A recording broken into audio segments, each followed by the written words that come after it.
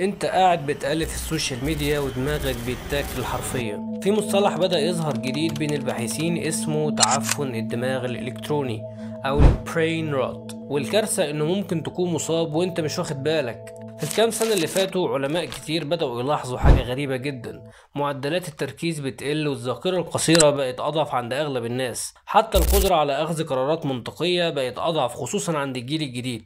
طب ايه السبب؟ في دراسة اتنشرت في جامعة ستانفورد سنة 2020 حللت نشاط الدماغ عند مجموعة من الأشخاص اللي بيستخدموا أكتر من شاشة في نفس الوقت زي الموبايل والكمبيوتر والتلفزيون، ولقوا إن جزء في الدماغ اسمه القشرة الجبهية الأمامية البريفرونتال كورتكس المسؤول عن الانتباه واتخاذ القرار كان نشاطه أقل من الطبيعي. طب هل ده مجرد إرهاق مؤقت مثلا أو تعب؟ الحقيقة إنه لأ. في تجارب تانية أكدت إن استمرار التعرض للمحفزات السريعة زي الفيديوهات القصيرة والنوتيفيكيشنز والتنقل السريع بين التطبيقات ده كله بيعمل حاجة اسمها الإشباع الدوبامين المزمن أو الكرونيك دوبامين ساتوريشن، يعني عقلك بيتعود ياخد جرعات سريعة من المتعة فما بيتعلمش يستحمل الملل ولا يصبر ولا يركز ولا حتى يفكر بعمق. في تجربة تانية عملتها جامعة ميجيل الكندية، عرضوا على مجموعة من المتطوعين فيديوهات سريعة لمدة ساعتين وبعدين طلبوا منهم قراءة مقالة علمية، والنتيجة كانت إن قدرتهم على الفهم والاستيعاب قلت بنسبة 40%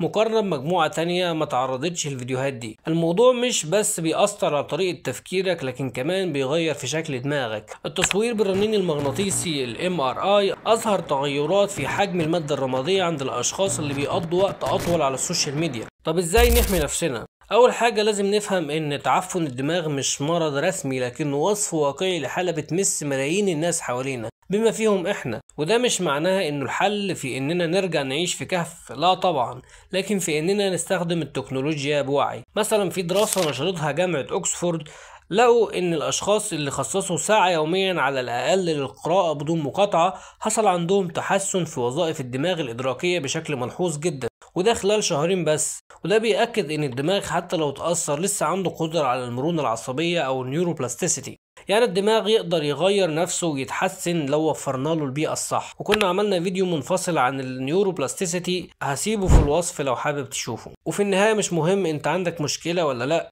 المهم هو هل احنا فعلا مستعدين نتغير ونتحكم في حياتنا وتركيزنا من الأول تاني ولا لا. مع كل نوتيفيكيشن من الموبايل، كل دقيقة بنقضيها في السكرولينج من غير فايدة، كل لحظة بنضيعها بنفقد معاها جزء من تركيزنا. لكن على النقيض لما نبعد عن المشتتات دي ونبني عادات صحية كده بندي دماغنا فرصة انه يتحسن وناخد خطوة لقدام.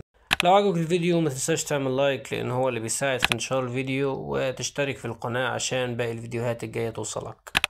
والسلام.